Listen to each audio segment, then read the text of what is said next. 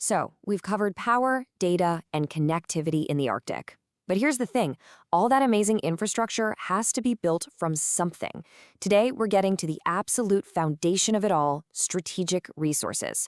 This is about taking control of the raw materials that will define this century and, more importantly, breaking a global choke point that puts literally everything at risk.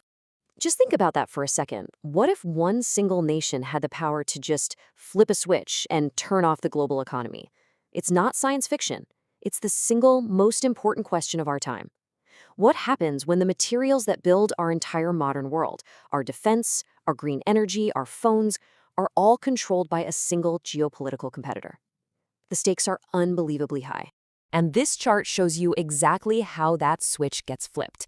See, the real power isn't about who has the most rocks in the ground. It's about who turns those rocks into the high-purity materials we actually need. And that is the choke point. For critical minerals like rare earths, graphite, and tungsten, China controls anywhere from 80 to almost 90% of global processing. They've cornered the market.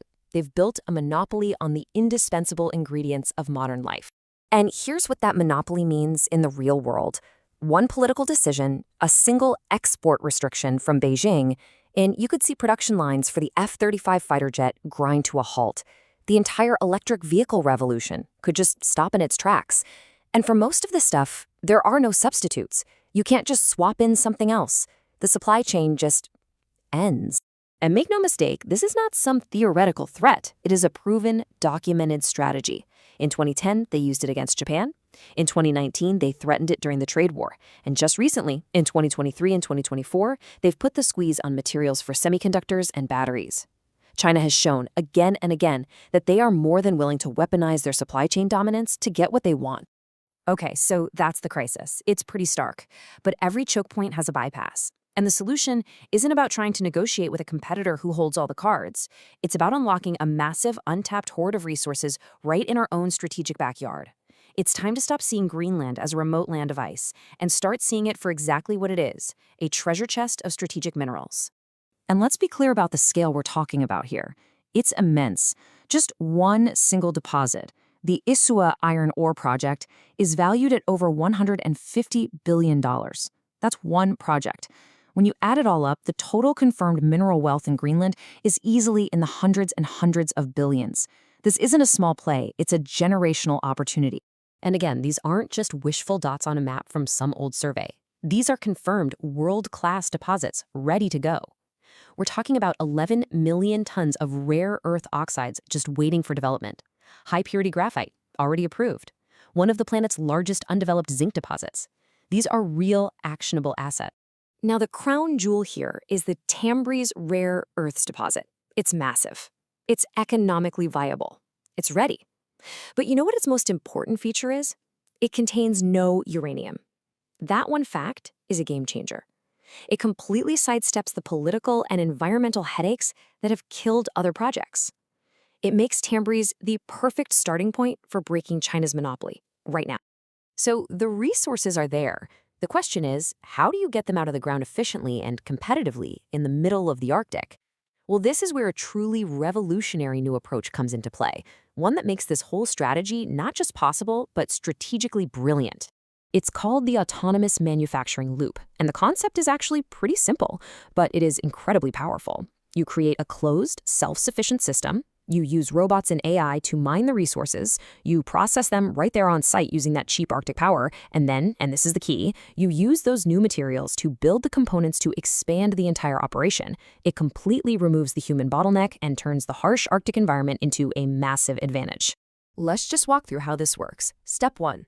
Autonomous machines are mining resources 24/7, no breaks, no holidays. Step 2.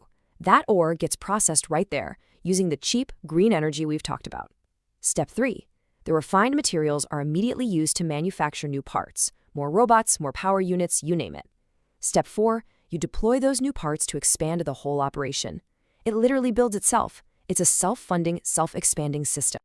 I mean, the contrast between the old way and the new way couldn't be more clear.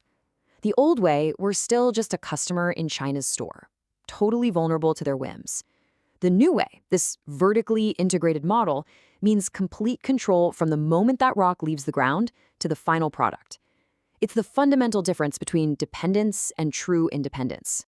So why is this control so absolutely critical? Well, it's because these minerals are not just commodities you trade on a market, they are the literal bedrock of our national security and our economic future. Let's start with defense. This is non-negotiable. Every single F-35 fighter jet needs over 400 kilograms of rare earths. These elements are essential for missile guidance systems, for the stealth technology in our submarines, for next-generation drones. Our entire military readiness is directly tied to a secure supply of these materials, period. And the economic case is just as powerful. You simply cannot have an EV revolution without a secure supply of graphite. You can't build those massive offshore wind turbines without hundreds of kilos of rare earths in each one.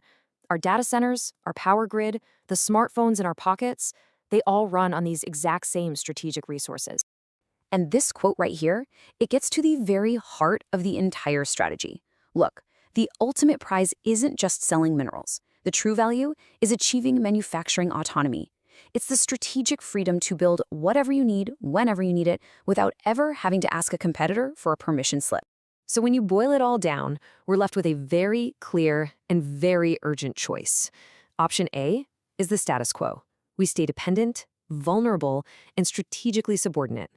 Or there's option B, strategic autonomy, a secure supply chain for over 25 critical minerals, a self-funding expansion model, and the foundation for decades of technological leadership. And this brings us right to the end, where we connect this final foundational piece of the puzzle back to the entire Arctic strategy we've been building over this whole series. Think of everything we've talked about as a stack. We've laid out the strategy for Arctic power, for groundbreaking new undersea cables, for controlling data routing. But resources are the bedrock. They are the absolute foundational layer that everything else is built on top of.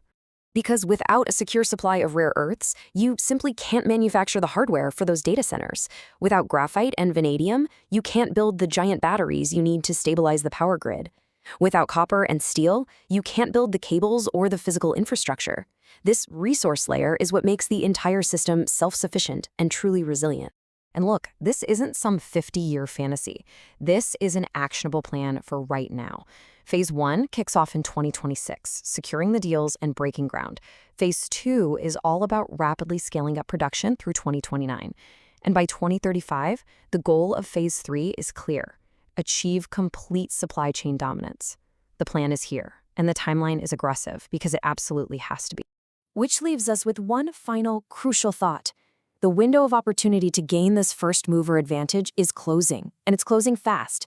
The EU, China, and others are already circling Greenland, trying to lock in their own deals. So the choice is stark, and it has to be made now. Will it be continued dependence or a decisive strategic move towards autonomy?